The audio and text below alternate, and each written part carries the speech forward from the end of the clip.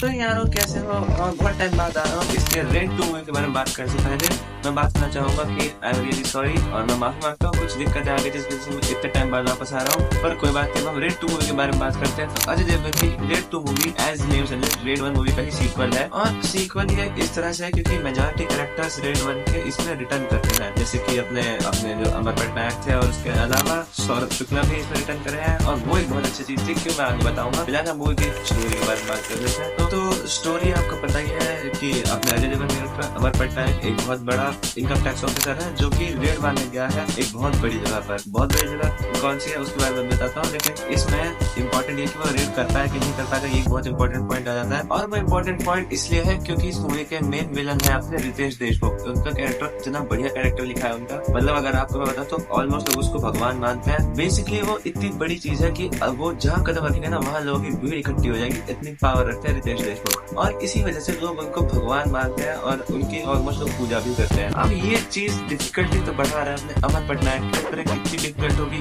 इस बात का अंदाजा आपको पिक्चर देख के ही लगेगा, क्योंकि ऑब्वियसली रितेश देशमुख एक बहुत बड़े कैरेक्टर है बताया, और क्योंकि वो इतने बड़े कैरेक्टर है तो उनको उनके घर पे रेड मारना उतना ही मुश्किल काम ही होगा, और ये करने के लिए उनको एक बहुत बढ़िया पुलिस फोर्स भी चाहिए होगी। अब वो क्या है क्या नहीं है वो आप पिक्चर देखकर चलेगा। लेकिन इन सब चीजों की वजह से, क्योंकि अमर पटनायक एक बहुत बड़े इनकम टैक्स ऑफिसर है और बहुत ज्यादा पावरफुल भी, और उनसे भी ज्यादा पावरफुल रितेश देशमुख का कैरेक्टर है, और वो जो मेन विलन है वो सबसे बड़े विलन इस पिक्चर के, और उनको देखने के जर्नी बहुत इंटरेस्टिंग होगी। और इस पिक्चर में यही चीज है जो आपको एकदम बढ़िया मजा देगी। अगर मुझे एक सिंपल सी बात बोलनी हो तो अगर आपको रेड 1 पसंद आई तो आपको रेड 2 भी बहुत पसंद आएगी, क्योंकि रेड 1 जैसे टेम्पलेट में बनी थी, जिस तरह से रेड 1 को शूट किया गया था कि एकदम कट टू कट सीक्वेंस लाना, मोन्टाजेस विद बैकग्राउंड म्यूजिक, और पिक्चर को इस तरह से चलाया कि एकदम बस अब क्लाइमैक्स आ रहा है बट उसके बाद एक अलग मोन्टाज आ रहा था, एकदम कट टू कट उसी पैटर्न पे इस पिक्चर को बनाया। और रेड 1 क्योंकि मुझे पर्सनली बहुत अच्छी लगी थी, इसलिए मुझे रेड 2 बहुत अच्छी लगी, और मैं आपको भी रिकमेंड करता हूँ। बट अभी नहीं, अभी पिक्चर में और बात चीजों के बारे में बात करनी है। अगर मुझे एक चीज के बारे में बात करनी है तो पिक्चर बहुत ही ज्यादा फास्ट पेज है। Fast page in the sense क्योंकि पिक्चर में एकदम से कट टू कट चलती है वो, मतलब एक सीक्वेंस आएगा उसके बाद दूसरा सीक्वेंस तुरंत आता है, वो बिल्कुल ऐसे टाइम नहीं देता, तो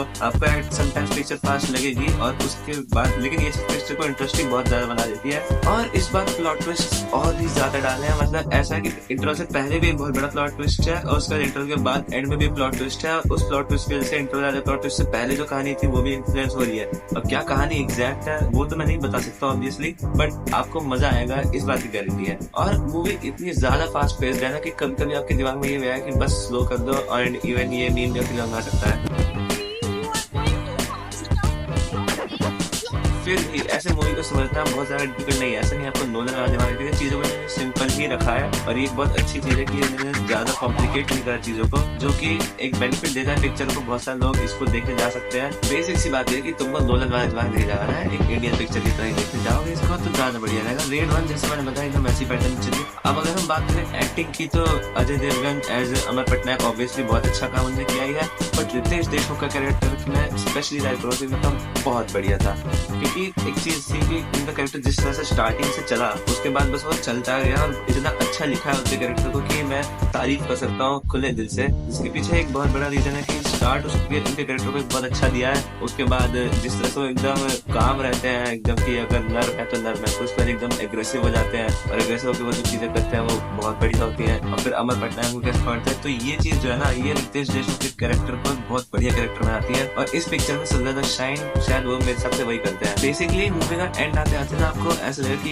ये जो कैरेक्टर है ये बहुत अच्छा है। इवन उनका जो पास्ट में जिस तरह से दिखाया गया है, और जिस तरह से कि उनके साथ पास्ट में क्या क्या इवेंट्स हुए, और क्या इतने बड़े बड़े सैक्रिफाइसेस किए थे इस लेवल तक पहुंचने के लिए, वो सब दिखाया कि क्यों वो विलन बने और क्यों अजय देवगन उनके घर पे रेड मारने आए हैं, ये बहुत अच्छे से दिखाया पिक्चर में। बाकी एक सबसे बड़ा मास्टर स्ट्रोक जो मैं कहूंगा वो है पिछली मूवी के विलन सौरभ शुक्ला को वापस लाने का। इवन उनका कैरेक्टर बहुत अच्छा कैरेक्टर था फ्रॉम रेड 1, और उनका वापस आने का बहुत अच्छा एक मास्टर, क्योंकि उनका कैरेक्टर लिटरली मूवी में जान डाल देता है बहुत ज्यादा। आज पहले तक कंक्लूजन की, तो कंक्लूजन इज वेरी सिंपल। अगर आपने रेड 1 आप देखिए, आपको रेड 1 अच्छी लगी तो रेड 2 आपको बहुत अच्छी लगेगी, इवन बेटर भी लगेगी। कुछ मामलों में थोड़ी सी फास्ट पेस लग सकती है, बट इवन हो सकता है थोड़ा लंबा खींच रहे हो ऐसा भी लग सकता है, बट फिर भी आपको ओवरऑल रेड 1 के अगर अच्छी लगी तो रेड 2 बहुत अच्छी लगेगी।